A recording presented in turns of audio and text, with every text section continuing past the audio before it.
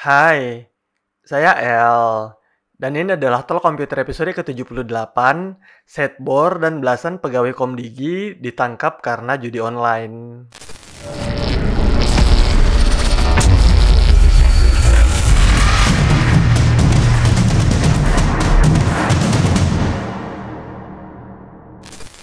Beberapa waktu yang lalu, saya telah membuat Talk Komputer episode ke-77 yang membongkar sisi gelap joget setbor live TikTok. Di video tersebut, saya membahas fenomena joget setbor yang menghasilkan puluhan hingga ratusan juta per bulan. Sayangnya, kebanyakan saweran yang diberikan saat live joget setbor ini berasal dari situs judi online. Tidak lama setelah tayangnya video tersebut, terdengar kabar pemilik akun TikTok setbor diamankan pihak kepolisian. Selain setbor, di hari yang sama, beberapa oknum pegawai kementerian juga diamankan terkait dengan judi online. Apakah benar setbor ditangkap dengan alasan judi online? Ada berapa pegawai kementerian yang juga ditangkap karena judi online? Berapa uang yang didapatkan oleh oknum pegawai kementerian yang bekerja sama dengan judi online ini? Apa cara paling efektif untuk memberantas judi online? Mari kita bahas. Jangan sampai rekan-rekan sekalian yang niatnya sekedar mencari rezeki untuk keluarga malah harus berurusan dengan kepolisian. Karena konon metode promosi judi online melalui live TikTok ini sudah mulai dipantau oleh mereka.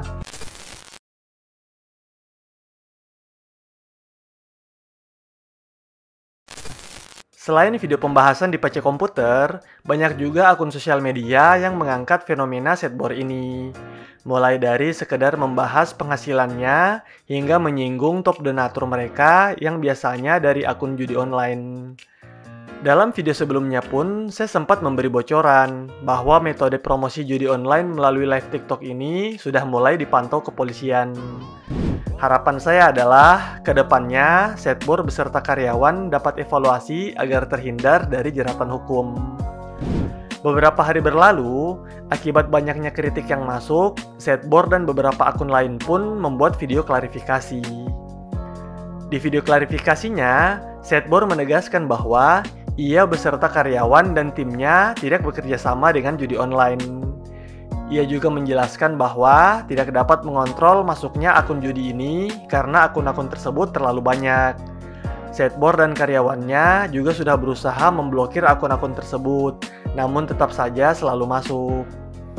Di video klarifikasi akun lainnya pun isinya sama seperti itu. Bahkan akun @raisawati208 tersebut mengaku tidak tahu bahwa akun-akun tersebut adalah akun judi online dan tidak sengaja menyebutkan namanya. Diakhiri dengan pernyataan akan lebih berhati-hati dan akan berusaha semaksimal mungkin agar tidak terulang kembali. Saya pribadi merasa klarifikasi ini sudah lebih dari cukup. Wajar juga sebenarnya kalau mereka kurang paham, karena baru setahun terakhir menikmati penghasilan dari internet. Mereka hanya perlu diedukasi dan diarahkan ke jalan yang benar. Toh banyak juga artis-artis yang dulu sempat ikut mempromosikan judi online, namun akhirnya hanya klarifikasi bahwa mereka tidak tahu. Tidak lama setelah tayangnya video klarifikasi tersebut, beredarlah salah satu rekaman akun setbor saat sedang live. Video tangkapan layar tersebut memperlihatkan karyawannya mempromosikan salah satu situs judi online diikuti kata-kata anti rungkat, lagi gacor guys. Bahkan mengarahkan penonton bahwa linknya ada di Google. Yang ironis adalah, rekaman layar ini justru diposting sendiri oleh akun judi online yang menyawernya. Ampun. Tidak lama setelah inilah, tepatnya di tanggal 31 Oktober 2024, beredar kabar setbor diamankan kepolisian terkait judi online. Polisi pun berdasar pada laporan masyarakat serta bukti video promosi yang beredar tadi. Update terakhir pertanggal 4 November 2024, Gunawan setbor dan 2 rekannya sudah ditetapkan sebagai tersangka. Bahkan beredar video saat dirinya sedang joget menggunakan baju orange. Setelah ditahannya setbor ini, konon aktivitas di kampungnya langsung sepi. Tempat-tempat yang biasa dijadikan titik kumpul untuk live nyaris tidak ada orang lagi. Jika kita coba mengakses akun TikTok Setbor, yakni @setbor86, saat ini sudah tidak ditemukan. Entah karena sengaja dihapus atau memang sudah diblokir pasca penetapan tersangka ini. Terlepas dari ditangkap atau tidaknya Setbor, kritik terkait saweran di TikTok ini harusnya ditanggapi dengan serius. Setbor hanyalah satu dari sekian banyak akun yang menerima saweran dari judi online. Masih banyak akun lain yang entah hanya menerima sawerannya atau tipis-tipis ikut mempromosikan penyawernya. Jika semua TikTokers yang ikut menerima saweran ditangkap, bisa jadi menembus ratusan bahkan ribuan orang. Dari salah satu akun yang saat ini sudah hilang saja, saya sempat menyimpan video yang memperlihatkan beberapa akun lain mendapat saweran judi online. Mulai dari yang sekedar live biasa, live PK alias perang koin, hingga live penelusuran mistis pun tidak lolos dari saweran mereka. By the way, saya pikir konten horor settingan begini sudah punah. Ternyata malah pindah ke TikTok ya. Emang vlogi. Thank you, tapi tetap paling utama main guys. Vlogi.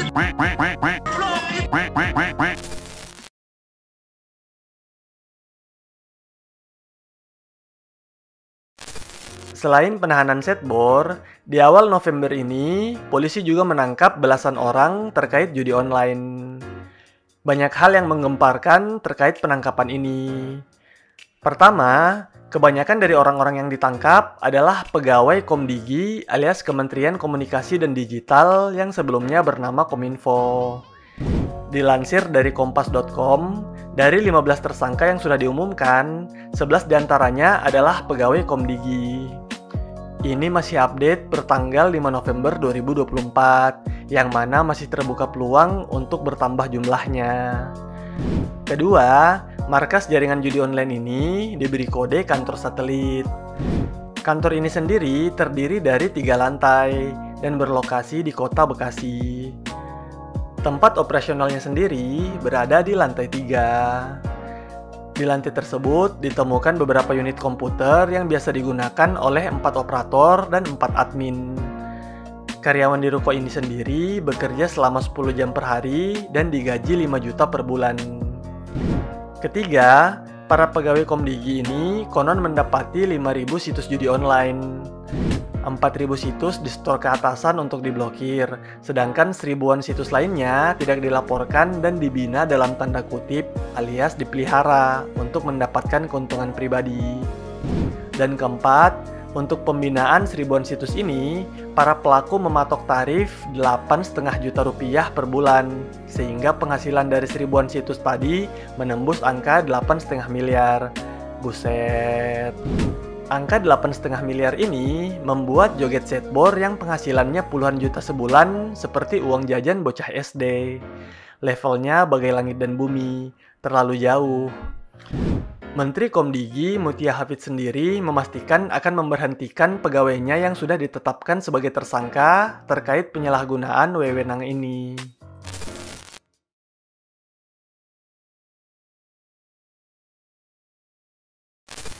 Salah satu kesalahan berpikir beberapa pihak adalah meyakini judi online bisa diberantas dengan menyadarkan pemainnya. Kita ambil contoh, salah satu program Kementerian Kominfo di zamannya yang berusaha mengedukasi masyarakat terkait judi online menggunakan SMS Blast. Isi pesannya seperti, judi online bahaya dan merusak pengguna, jangan pernah mencoba, jaga masa depan penuh bahagia, #StopJudiOnline. Menurut saya, ini adalah program yang nyaris sia-sia. Teman-teman sekalian pasti punya kenalan atau setidaknya kenalan dari kenalan yang hidupnya hancur karena judi online. Ada yang akhirnya berhutang kiri kanan, barang dijual hingga habis, suami istri bercerai, bahkan sampai memakan korban jiwa. Korban-korban terkait judi online ini pasti sudah berulang kali diingatkan dan ditegur oleh orang terdekatnya, baik teman ataupun keluarga. Tapi di mana-mana, pemain judi online pasti sama keras kepalanya. Diingatkan dengan cara keras saja sudah tidak mempan. Bagaimana kita berharap SMS Blast yang dibuka saja belum tentu. Solusi terbaik terkait judi online adalah menghilangkan segala akses rakyat Indonesia terhadap situs maupun aplikasinya. Ada beberapa hal yang wajib Komdigi lakukan jika memang serius ingin memberantas judi online. Pertama, memiliki tim khusus untuk memblokir situs maupun aplikasi judi online. Tim ini harusnya sudah ada di Komdigi, tinggal ditingkatkan lagi performanya. Mungkin dengan tambahan pusat pengaduan yang selalu standby agar masyarakat yang menemukan situs atau aplikasi terkait judi online dapat melaporkan dan langsung diblokir saat itu juga.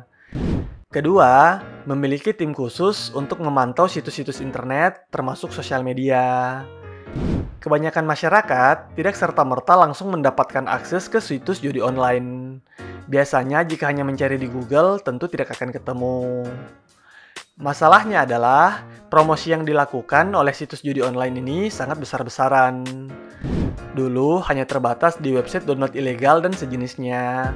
Namun saat ini, hampir di semua sosial media bertebaran promosi judi online, mulai dari live TikTok hingga watermark di video Reels Instagram. Dibanding tim Komdigi hanya sibuk memantau sosial media terkait komen-komen netizen, alangkah lebih baik jika energinya difokuskan untuk mematikan promosi judi online di internet.